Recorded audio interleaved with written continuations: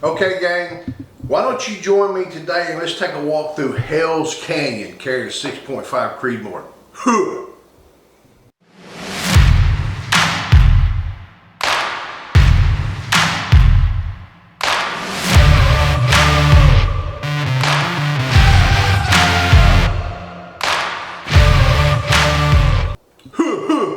I'm pumped today and I'm going to tell you why in a minute. First, thank you for subscribing. I really do appreciate it. I'm excited. I need to slow down, so I'll quit blabbing. I'm excited about what we're going to talk about today. And just let me say thank you for subscribing. If you have not subscribed, please do. Click the little ringy dingy out there and we'll give you a notification, or the big guy give you a notification when we have another video. Okay, here we go. All right, what we're going to talk about today, and I know you guys have heard me say, well, that's not a new gun. Well, sometimes you're right, but it's a new video. You know how I feel about this. Today you get my opinion on something that's been around for a little while. Back in about 2007, which has been a long time now, as far as technology goes, the 6.5 Creedmoor was released primarily for target shooting, long-range target shooting. You know, I'm a hole puncher. I punch holes in paper. That's about it, target shooting. I'm not a long-range guy. I'm older, my eyes are worse, and my breathing is not as good, but I still love to shoot. Anyway, these things come out, and I had a Browning X boat, my own one, for some time. And I wanted a 6.5 Creedmoor. Well, Mrs. Sarge in 1911, she climbed through the pits of Hell's Canyon to get me one. Yep, she did. And I really appreciate it, but the truth be known, I've never fired it yet. You know, it's a target gun, or at the time it was a target gun. It's set up to be a target gun. And, you know, the things I've been fortunate enough to hunt in the last couple of years have been big game, dangerous game. And this thing just did not meet the need for those. But today, we're going to talk about it, and I'm going to shoot it for the first time and share it with you guys. So what we got is a Browning X-Bolt Hell's Canyon Speed.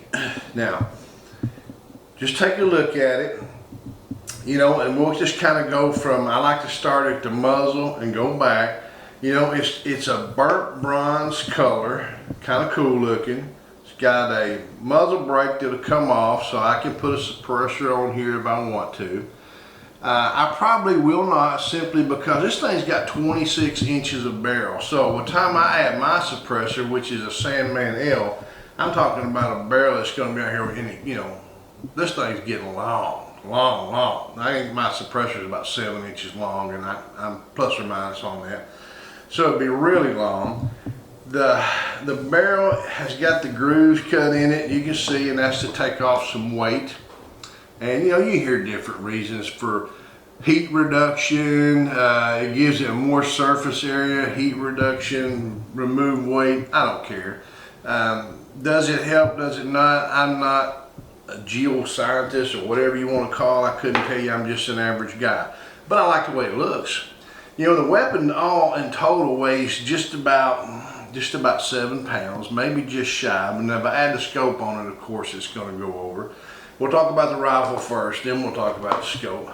It's got a cool color on it. You know, Hell's Canyon come out, they got popular. Now you get Hell's Canyon clothing, all by Browning. You get Hell's Canyon flashlights, you get Hell's Canyon jackets, Hell's Canyon boots. It's that camo color they got that's nice. It's a nice rifle. It's a short action, the 6.5 Creedmoor is. Let me see if I can open that bolt up from this side. It's got a little button on the top there. You can pull it up and throw it back. Now, one of the things about the 6.5 Creedmoor that I'm hearing, and like I said, we hadn't shot one yet, we're fixing to. It's a short action. You see we got a small opening there. We don't have a long shell. I'll give you one look at it. So we got a short action, which means I don't have as long of a bolt to function. You'll see the whole thing's relatively short. It's not out like 30-06, 300 Win Mags or anything else. Of course, it doesn't have the power in some ways. In other ways, it does. We'll slide this too. The action feels pretty good, nice. The Magazine falls out to the bottom, goes back in.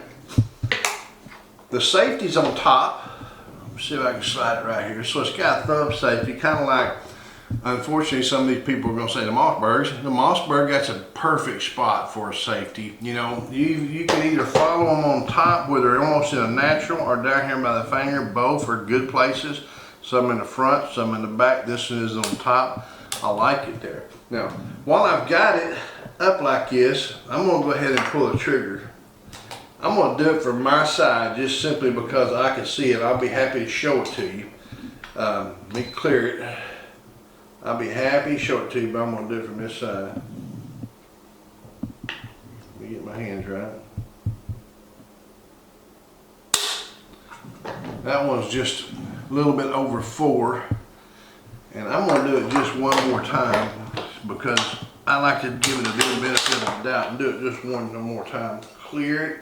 Ready, and hold her up straight as best I can. Pull, pull. Look at that, identical same. So it's under 5 pounds. It don't have any play in it at all. It's nice rubber butt pad. Look, it's still got the sticker on it, Touch. Didn't notice that. This is Sarge 1911 H for me to leave stickers on the inside. On this side of the rifle, there's your button you hold down when you want to remove the bolt. You hold that down and pull the bolt out. Now, I'm not going to take the bolt out because I don't want to get a no-no. But this is it. Now we'll talk just briefly about a couple of things. It's got a black Nikon 1000 scope on it, which you guys know they do not make anymore. I put this on there because it's, you know, it's a long range round, it's a long range scope, it's supposed to be a long range practice gun. But now I have heard recently, and I mean recently, within the last 2-3 weeks max, that Crimson Trace is making the scope range, the scopes that Nikon did have. The Crimson Trace has took all the equipment and now they're making the scopes. Crimson Trace is known for their laser sights and everything, and you know, light sights are not anything they're new to. And if they got the Nikon equipment, if that is true, you know, I believe the Monarch line of Nikon is basically the same scope. I held one, I think the reticle was different. Other than that, it was the same scope, so it's a Monarch.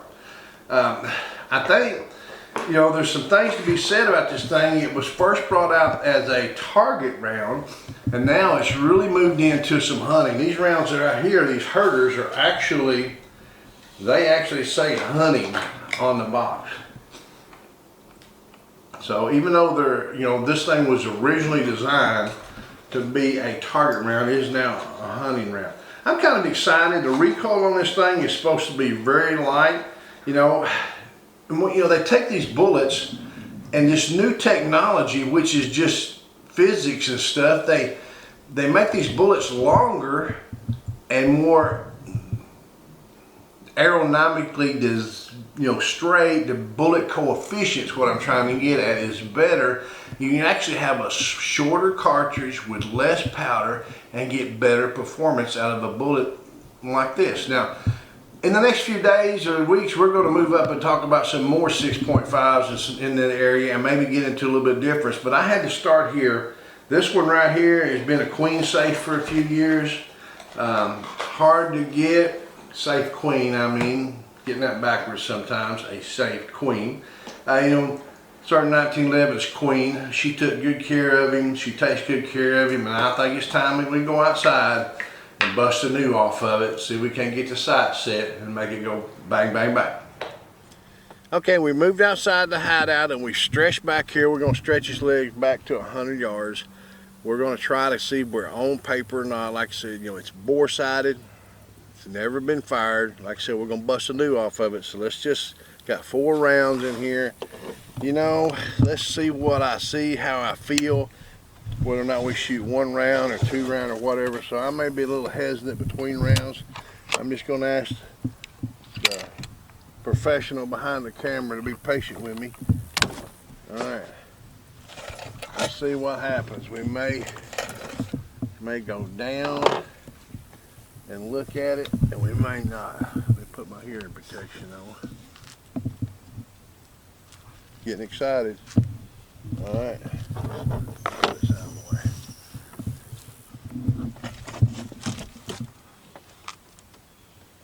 There's the target.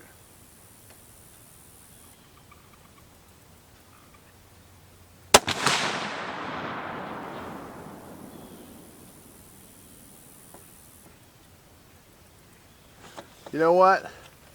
I think what we should do, you know, just simply for the sake of doing it, this right now at this particular time, this 6.5 Creedmoor ammo is ridiculously hard to find. I mean, you almost have to beg for it. So what I'm gonna do is stop the video. I'm gonna go down and see what I need to do, if anything, and we'll be right back. Okay, we're back. Went down range. We're off. We're about 5 inches left and probably 5 inches high, but I want to be a little high, so I'll be 0 at 200. So I'm gonna go ahead and move this thing over to the right.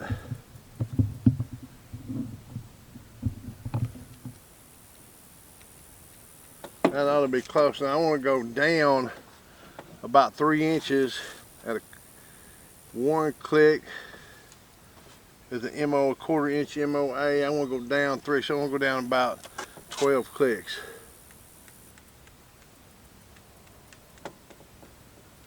Alright, put the ears back on and shoot another round. Man, I like the way it feels. Trigger's nice. Recoil's really nice. It feeds well. Let's see what we do now.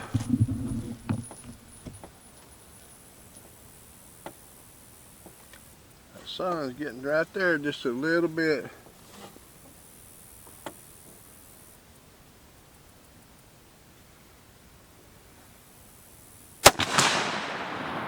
Alright, once again, feels good. And once again, I'm gonna go downtown, check it out, and I'll be right back.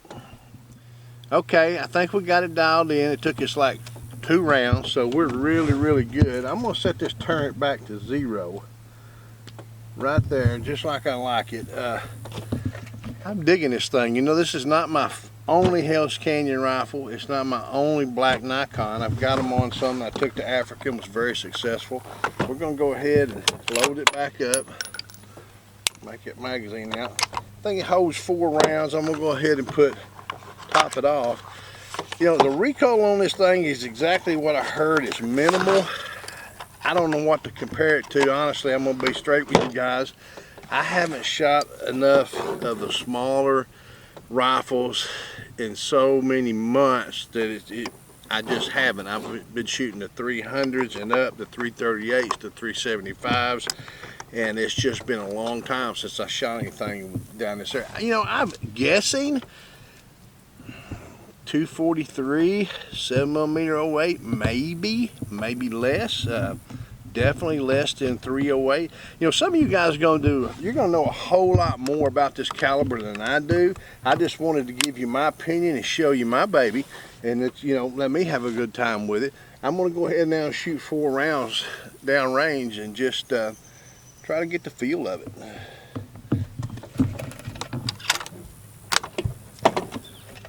Now, you guys will notice this is unusual for me.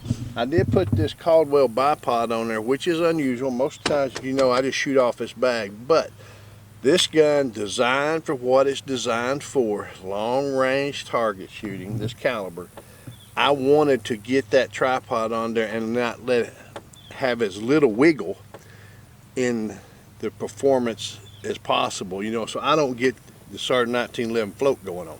So we're going ahead and put a tripod on it, and we'll see how it goes, or bipod. So far, so good.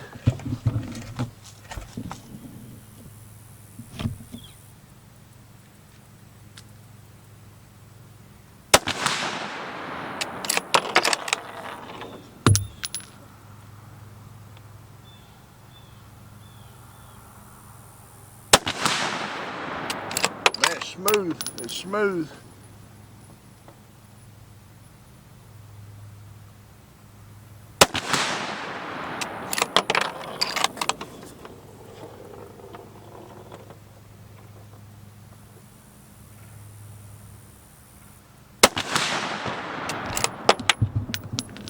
There we go. That baby is smooth as silk. You know, that recoil is basically non-existent. I know why everybody wanted to move this thing from the practice, the target, long range competition area to the hunting area. It's just a dream to shoot. I mean, you know, those of you who do hunt know when you're out there hunting and you got your crosshairs on a big, on the wild game or whatever you're about to do, you don't hear the noise.